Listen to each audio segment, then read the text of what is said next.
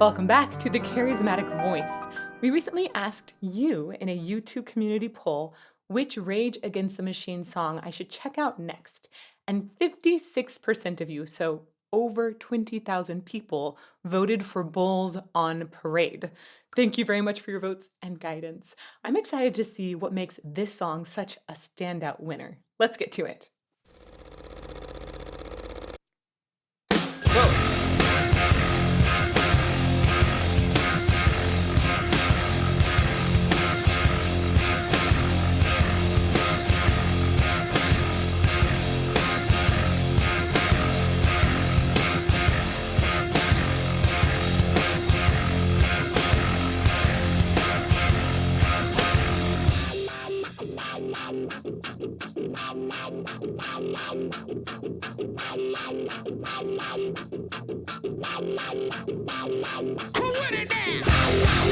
Okay, we're going to go back to the beginning and check out a few things. One of the things I'm specifically looking for in this video and listening for is how Tom Morello is using his guitar. I've been fascinated to learn more and more about guitar in rock music. It's totally new thing for me, right? I didn't get rock guitar until maybe a couple of years ago, and then have been slowly just exploring different artists and how they've affected the development of guitar sound in contemporary music. It's really, really cool and exciting to me. I know that there are some really interesting techniques that I'd read about that he puts into this. So I'm going to try and figure out what those are. Obviously, we had a pedal here. I wasn't sure if it's a wah-wah pedal. I think wah-wah does like a filter on it. Or there's also a whammy pedal, which I know he uses a lot. So I'm going to go back to the beginning, see if I can find some of those. Tell me in live premiere if you're there, which one's being used. I'll make some guessing, though, beforehand. It's a cool sound. Ooh, okay, so right at the beginning, I love that pause. It really caught me off guard the first time, just having that total drop in sound. I didn't realize what level my headphones were even at, and then suddenly it was like, bam! Bunch of sound in your face, and I liked it.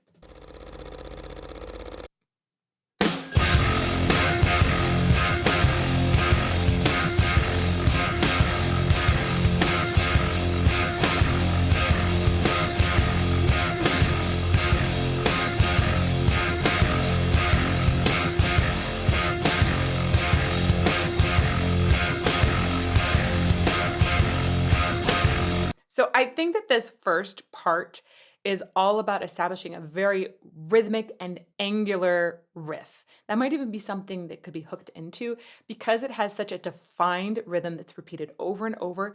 And we're only going back and forth on octaves. So that means that the pitches that you hear are the same letter name in music. They're just spread exactly a certain amount of pitches apart, so that they're very, very consonant. They're an octave apart. One more time back at the beginning. I think we're probably going to hear that specific riff come back lots because it's very catchy.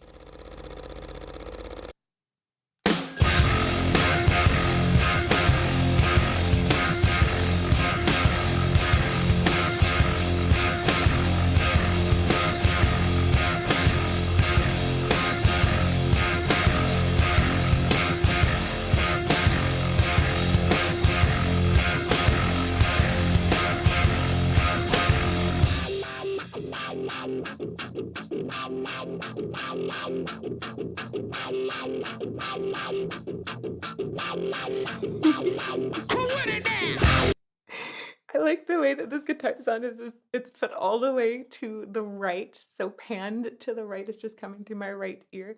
And I think that's the wah-wah pedal.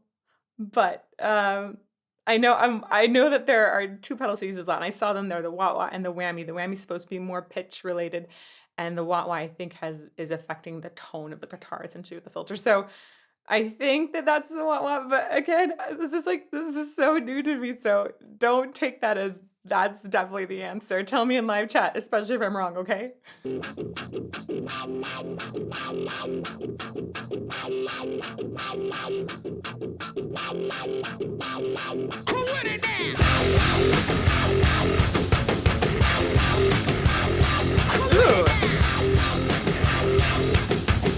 Whoa, that's so awesome.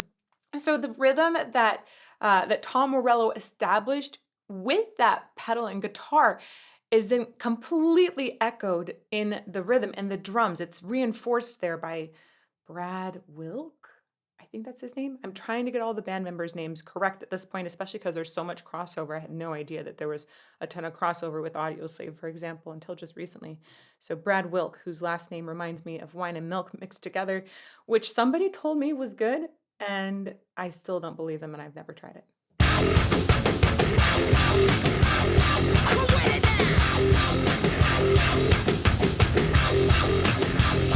The microphone explodes, shattering the mold. Need a drop of hits like they like, oh, get the fuck out the commode with the short shot. Sure to make the bodies drop, dropping no copy, yo, no corners of co-op. Terror rains, drenching, quenching the thirst of the power dawn. That five-sided pentagon, that rocket sword on the face of the earth gets bigger. The triggers go empty your pulse. Running around the family. Whoa. His vocals are so aggressive without necessarily being just tons of like harsh metal screams. They're aggressive in a different kind of way. It's really punchy on a lot of the consonants. So it's not like a smooth kind of rap that can just rattle by. Instead, he's spending a ton of time in many of these consonants, especially the ones that are often considered harsh on our ears. And his sustained volume is really high as well. It's really like he's singing, but there's not that specific pitch that's necessarily being aimed for. It's more of kind of like a pitch general area. And so it's this between speech and singing in a lot of ways. I'm gonna go back to where he started. Too far back. Oh, there we go. Shattering the mold. Need a drop of hits. So an example, the sh sound, it's called a sibilant, meaning that the frequency that it produces is very, very high, and it tends to be grating on our ears. And over, in this first hearing that I've heard from him, I hear emphasis on those sibilants. A lot of times when we do recordings for vocalists, we actually tell them to back off of sibilants, and he's doing the opposite. The microphone explodes, shattering the mold. Need a drop of hits like they like, oh, get the fuck out the commode with the short shot. Sure to make the bodies drop, dropping no copy, yo, no corners of co-op. Terror rains, drenching, quenching the thirst of the power dawn. That five-sided pentagon, that rocket sword on the face of the earth gets bigger. The triggers go empty your pulse. Oh, man, my mind is a little bit blown because just the way he's building up pressure under that SH consonant, and it happens under some other ones as well, but the SH is standing out the most to me. If you say shh, just do an SH yourself for a bit. Experiment with if you are building up air behind it. So maybe try and make your mouth smaller. Shh, shh. You can bring your teeth closer together. You can also sort of restrain some of the breath pressure down in your support system too, if you are familiar with how to do that, especially from singing. Play around with that. He builds up so much pressure behind that SH and actually spends more time on it as well. It's pretty fascinating. It's almost like turning an SH into an SOVT exercise. The microphone explodes, shattering the mold. Need a drop of hits like they like, oh, get the fuck out the commode with the short shot. Sure to make the bodies drop, dropping no copy, yo, no corners of co-op. Terror rains, drenching, quenching the thirst of the power dawn. That five-sided pentagon, that rocket sword on the face of the earth gets bigger. The triggers go empty your pulse. Running around the family with a pocket full of shells. They rally round the family with a pocket full of shells. They rally round the family with a pocket full of shells. They rally round the family with a pocket full of shells. Every single time on the SH of shells, he's doing that exact same thing. He actually seems to be giving it some sort of subdivision, even in the rhythm, where he does it a very specific amount of time that is if you divide it into like a smaller bit, can go into that time signature and the tempo that the band has. It's so deliberate, and it definitely gives it an aggressive edge that you wouldn't just get from creating something in here, right? You can do all kinds of things in your vocal tracks to create an aggressive sound. But if you take an SH, a sh, there's no vocalization underneath, meaning that the vocal folds aren't going wacka, wacka, wacka. So there's no pitch under that. If you had the same consonant with pitch underneath, it would be a zh kind of sound, like je, right, in French. And or Elizabeth Zharoff. Hey-o, that is how you say my last name, guys. Zharoff. So those two are considered consonant pairs. That's one is voiced and one is unvoiced. And when you have an unvoiced consonant like a sh, that's a really interesting way to add aggressiveness to the sound without actually putting any extra pressure on your vocal folds, right? This isn't going to be straining his vocal folds at all. I love that that's taking the load off of one of the things that's the most fragile in music creation, right? We have to take really good care of these. And if you can get that aggressive sound without leaning on your true vocal folds using something else, that's excellent. So I'm going to go back one more time. But no copy, yo, no call us a co-op. Terror reigns, stretching, quenching the thirst of the power dawn. That five-sided pentagon, that rocket soar on the face of the earth gets bigger. The triggers go empty your pulse. Running around the family with a pocket full of shells. They running around the family with a pocket full of shells. Ooh. Okay, I'm gonna check this out. I think that's the same rhythmic pattern that we had at the beginning, but I'm gonna come back. Okay, we're at 122. I'm gonna come back here. Oh, it's very slightly different. Okay, so it's almost like they've expanded it just slightly. Pocket full of shells. They rally round the family with a Wait, pocket. okay, what's exactly different about that? Oh my goodness.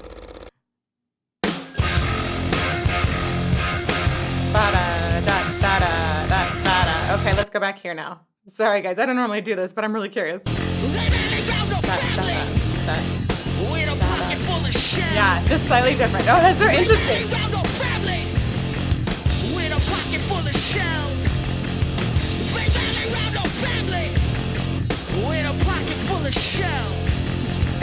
Weapons, not food, not hope, not shoes, not need, just feed the war cannibal animal. I walk the corner to the rubble that used to be a library, line up to the mind cemetery.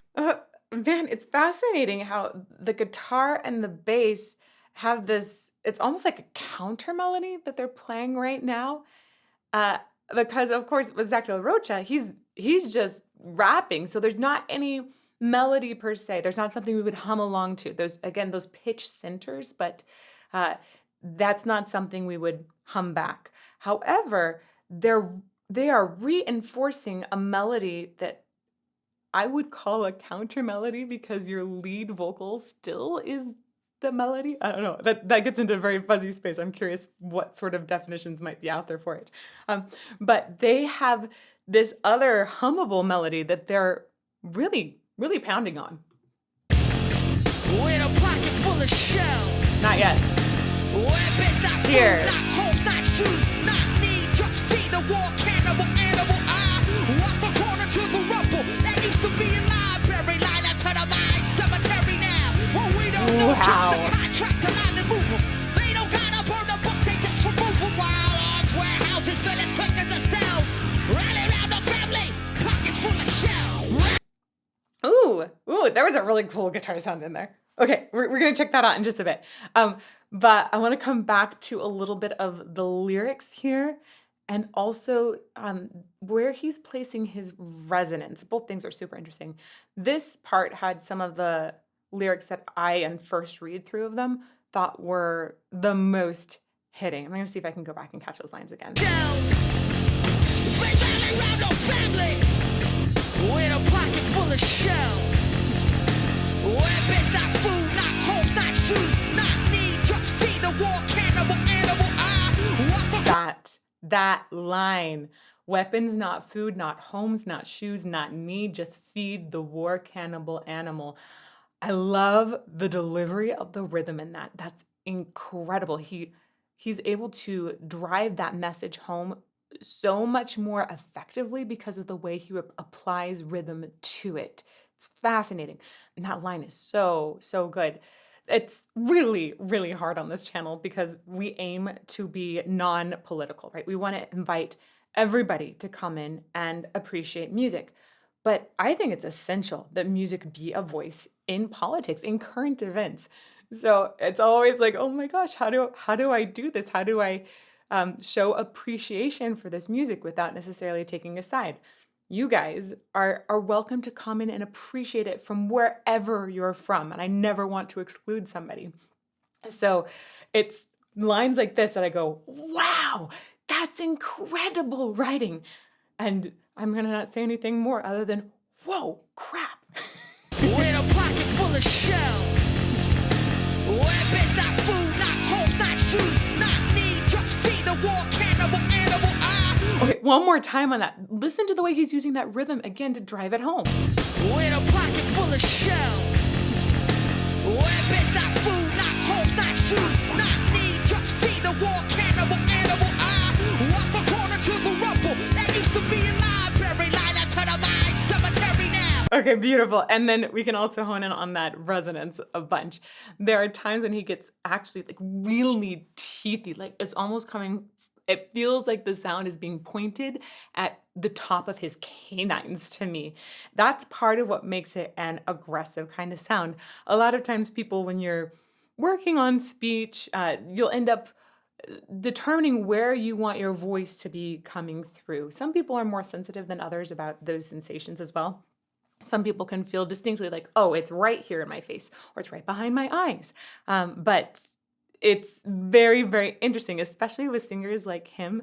You can hear times when he'll have it kind of generally here and then drive it into his teeth. Homes, not shoes, not need, just feed the war cannibal animal. Walk the corner to the rumble. That used to be a library, line up to the mine cemetery now. There. What we don't know keeps a contract alive and move 'em. They don't gotta burn the book, they just remove 'em. While arms, warehouses, fill as quick as a cell. Rally around the family, pockets full of shells.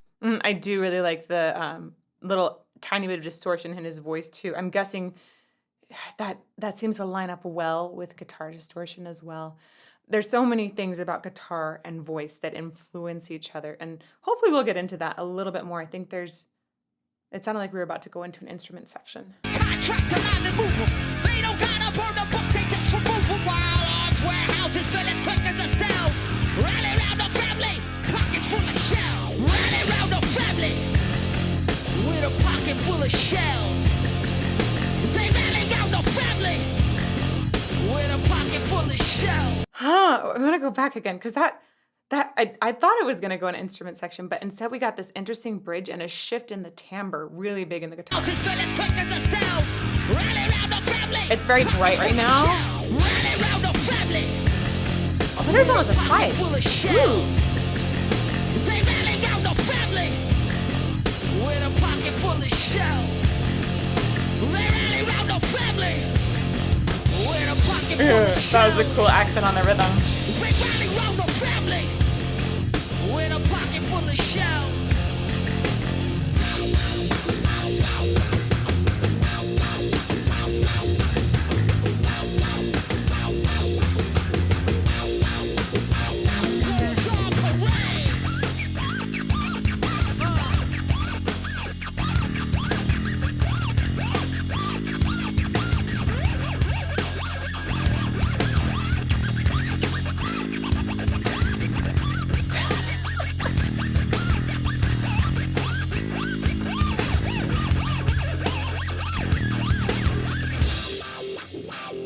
That's nuts.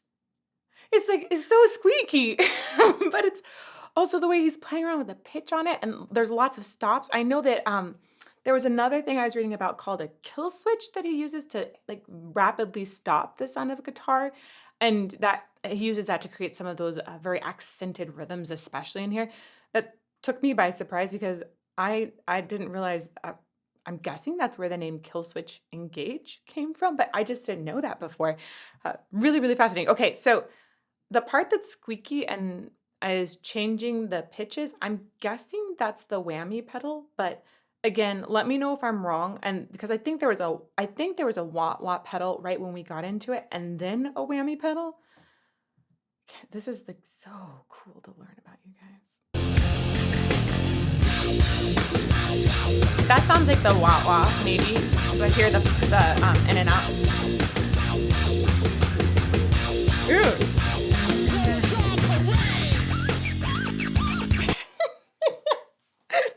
That sound like reminds me of like cleaning a window. In a good way. It's a very aggressive cleaning window sound.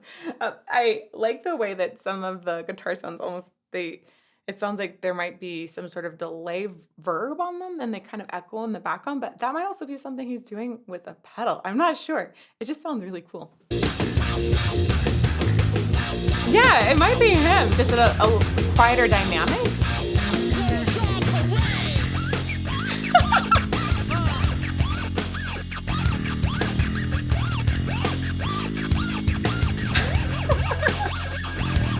I really have an urge to create this myself, so I'm gonna go maybe something like that, because I think that kind of sound should definitely be used or recreated in voice in some sort of way in some rock music like this. And the best way to recreate that, I think, would be to use a little whistle register and some fun mouth shaping. That was my first attempt. Maybe I'll have to record a short later and get this better. This is so cool. Why don't more voices do this? I know it's so often that voice and guitar inspire each other and move forward. Why have I not heard anybody really going to town with this kind of sound vocally?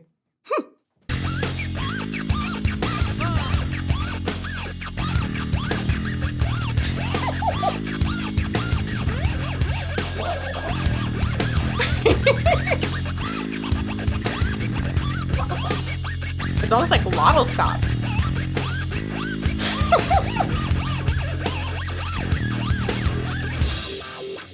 Oh my gosh. I am going to attempt to do this sometime soon. And y'all just look out for that short. It'll be real short, right? It's gonna be under 60 seconds. And we're gonna see what sort of fool I make of myself. I think it's gonna be fun. Make weird noises.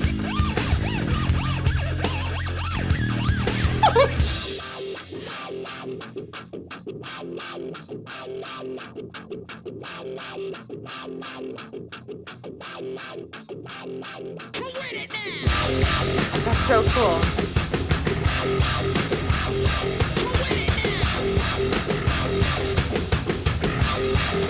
Right, that's the same vocal line I think that he had at the beginning, and we heard moving into the song, so it definitely feels like we're kind of repeating and going back into it.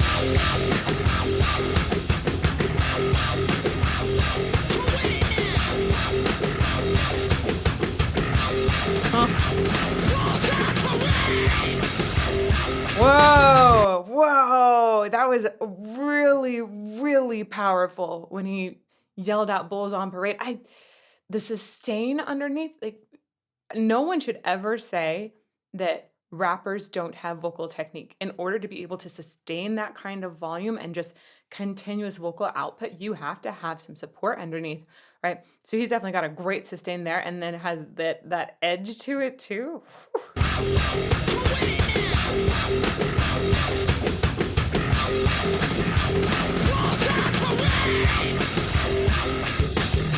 That's good.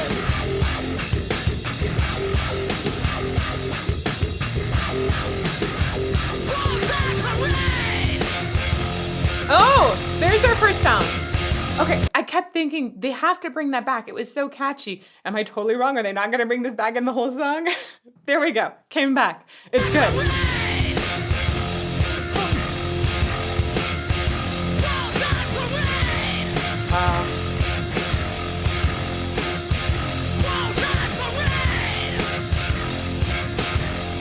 It drives home.